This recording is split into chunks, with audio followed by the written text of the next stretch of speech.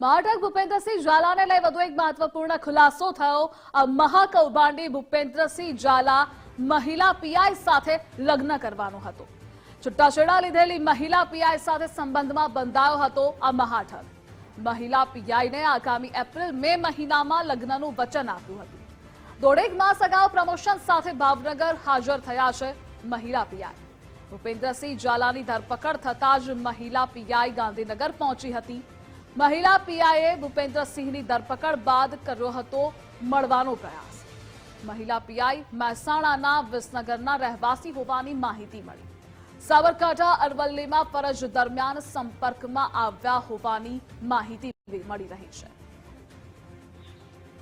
અને આજ મુદ્દે સંવાદદાતા યશ જોડાયેલા છે। યશ, આ મહાઠગ કે જે એક મહિલા પીઆઈ સાથે લગ્ન પણ કરવાનો હતો તેને લઈ શું ખુલાસો થયો તે જણાવશો।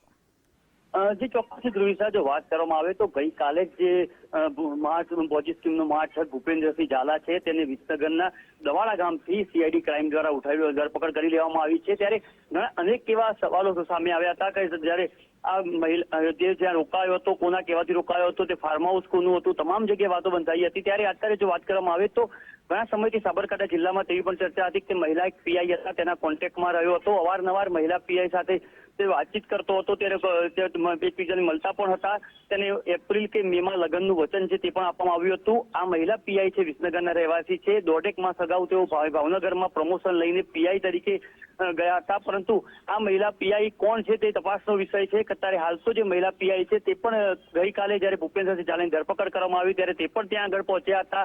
તેમને ભૂપેન્દ્રસિંહ ઝાલાને મળવા માટેના પ્રયત્નો પણ કર્યા હતા। અગાઉ પણ જયારે સીઆઈડી ક્રાઇમ હિંમતનગર ખાતે તપાસ અર્થે આવી હતી ત્યારે હિંમતનગરથી ઈડર હાઈવે ઉપર આ મહિલા પીઆઈ રહે છે, તેમના ઘરે પણ સીઆઈડી ક્રાઇમ દ્વારા તપાસ હાથ ધરવામાં આવી હતી। એટલે કે તમામ જગ્યાએ હાલ મહિલા પીઆઈ કોણ છે, મહિલા પીઆઈના સતત સંપર્કમાં રહેતો હતો, તો મહિલા પીઆઈ અત્યારે હાલ ક્યાં છે કે ગઈકાલે જેઓ જયારે ધરપકડ કરવામાં આવી ત્યારે ગાંધીનગર ખાતે પહોંચ્યા હતા, તેને ભૂપેન્દ્ર ઝાલાને મળવાનો પ્રયત્ન કર્યો હતો। ત્યારે કહી શકાય કે આ મહિલા પીઆઈનો પણ અંદર રોલ હોય તેવું સ્થાનિકોમાં ચર્ચાઈ રહ્યું છે। મહિલા પીઆઈના સંપર્કમાં હતો એટલે ક્યાંક તેમને પણ પોલીસના પૈસા રોકવામાં તેમની મદદગારી કરી હોય તેવું પણ સામે આવી રહ્યું છે। એટલે કહી શકાય કે અલગ સીઆઈડી ક્રાઇમ દ્વારા ભૂપેન્દ્રસિંહ ઝાલા પકડાઈ ગયો છે, ત્યારે તમામ પ્રશ્નો ઉપર તપાસનો વિષય આવી રહ્યો છે। જી ધ્રુવિસા।